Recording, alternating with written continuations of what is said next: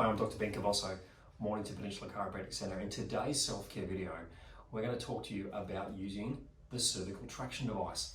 Now, the reason that we've given you this is because on your x-rays, we've found that you've lost the normal cervical curve.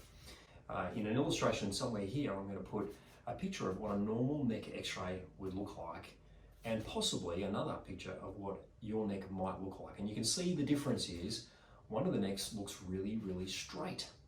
Maybe it looks straight, maybe it also looks like it's sitting way too far forward. And so if you've got either of those two things, a loss of the neck curve or your head is coming too far forward, we may prescribe you what we call cervical traction. This is a really simple device. It's not the most effective device, but it's a device that we know that you can comply with using. There's way more complicated devices. Think middle ages kind of devices. They're really effective at helping with cervical traction, but this device, it's simple for you to use, it's relatively efficient, moderately comfortable, and you're more likely to succeed at using it. So I'm going to show you how to use that. Dr. Kellum's going to be my victim today. So here we go. Dr. Kellum, feet up that end if you can. So we started just in the sitting position. This traction device, by the way, I'm going to put in this position. So you can see the low side of the device is towards the feet, the high side is towards the head, and this ridge, we want you to position that at a specific vertebra. I'm going to show you two positions, the mid position and the low position. We're going to start with the low position.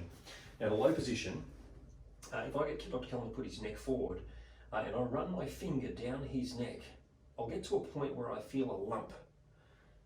The low position is just underneath that lump. So I'll run my finger down, it sort of gets caught, and then as I keep going, it sort of drops and finds a spot just underneath that lump. It's often where the t-shirt might sit. If you had a necklace, it would sit at that point.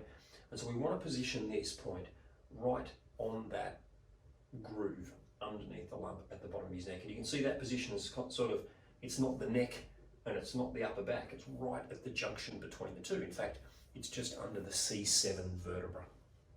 So I get Dr. Kellum to put his legs out straight. That's important to start with this. We position the device wherever you think you need to put it. So you'll put it there and then you'll lay straight back on it. So if I can get Dr. Kellum to lay straight slowly back on it so I can get it in the right spot. That's it there, and he relaxes back. It's as simple as that.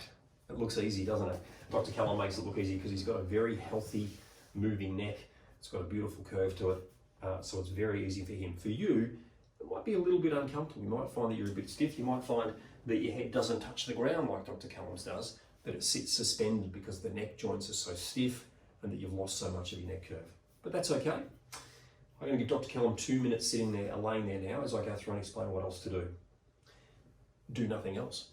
Completely relax. The purpose of this exercise is for you to relax and let gravity take that 5, 6, 7 kilo head that you've got and stretch it back over the traction device. So really important that you remain relaxed.